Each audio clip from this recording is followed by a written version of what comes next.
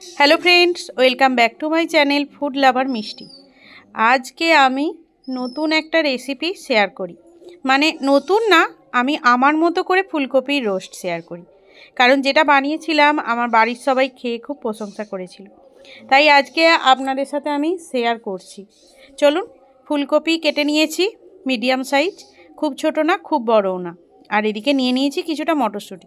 हाँ, ফুলকপির মটরশুঁটিতে এই ফুলকপি রোস্টে মটরশুঁটিটা কিন্তু আমি নিজের থেকে অ্যাড করেছি।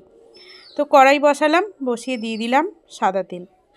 রিফাইন্ড অয়েল যেটা আপনাদের মনে হবে, যেটা আপনারা পছন্দ করেন, অবশ্যই কিন্তু রিফাইন্ড অয়েল ইউজ করতেই হবে। এখানে ফুলকপিগুলো আমি কিন্তু সেদ্ধ করে নিইনি, যেহেতু শীতের ফুলকপি তাই সিদ্ধ করার আর কোনো প্রয়োজনই পড়বে না। তো এখানে ফুলকপিগুলোকে আমি ভাজতে বসালাম। ফুলকপিগুলো খুব লাল করে ভাজলে চলবে না, কিন্তু কালারটা তাহলে চেঞ্জ হয়ে যাবে।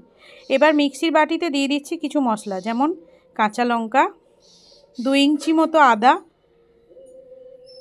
আর দিয়ে দেব এতে রসুন ওই 5-6 কুচি মতো।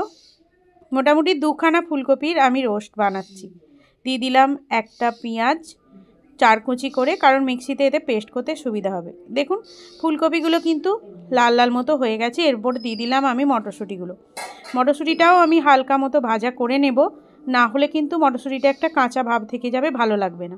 তাই মটরশুঁটিটাকেও আমি হালকা করে ফ্রাই করে নিচ্ছি। ওদিকে কিন্তু মশলার বাটি মানে মিক্সির বাটিতে এখনও কিছু দেওয়া বাকি আছে। দিয়ে দিলাম 8টা মতো কাজু, আর দিলাম ওই 25 গ্রাম মতো পনির। 25 গ্রাম মানে 25 গ্রাম মতনই পনির। যদি মনে করেন যে পেঁয়াজ রসুনটা স্কিপ করবেন, অবশ্যই স্কিপ করতে পারেন, তাতে টেস্টের কোনো রকম কোনো পরিবর্তন হবে না। আর দিলাম এর মধ্যে ফেস ক্রিম। ফেস ক্রিমটা কিন্তু অপশনাল নয়, ফেস ক্রিমটা কিন্তু আপনাদের দিতেই হবে, না হলে কিন্তু ফুলকপি রোস্ট ভালো হবে না। এতে দিলাম 1 চামচ, একটা বড় চা চামচের টক দই।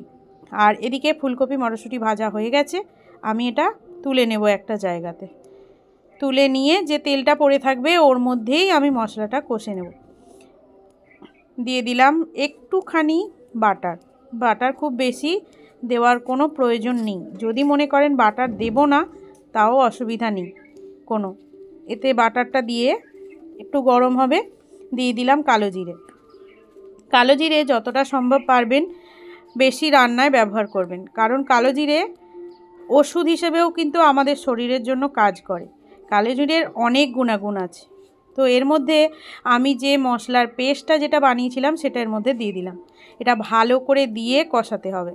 দিয়ে দিলাম ছোট চামচ মানে 1 চা চামচের হাফ চামচ একটু গরম মশলা গুঁড়ো, আর দিলাম গোলমরিচের গুঁড়ো, দিলাম পরিমাণ মতো নুন, আর অল্প 2-4টে দানা চিনি। চিনি আমাদের বাঙালিদের রান্নায় সবসময় কিন্তু পড়ে, বিশেষ করে বাঙালিদের রান্নায়। দেখুন এখানে মশলার তেল ছেড়ে গেছে। এরপরে আমি যে ফুলকপি আর মটরশুঁটিটা যেটা ভেজে রেখেছিলাম সেটা এর মধ্যে দিয়ে দিলাম।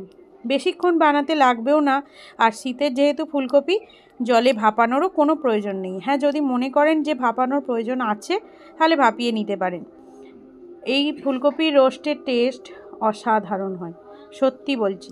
মশলার বাটি ধোয়া জলটা দিয়ে দিলাম, কারণ ফুলকপিটা একটু সিদ্ধ হওয়ার প্রয়োজন আছে, তাই আমি দিলাম। দেখুন তো কালারটা কত সুন্দর না। এরপরে দিয়ে দিচ্ছি গুঁড়ো আমুল দুধ।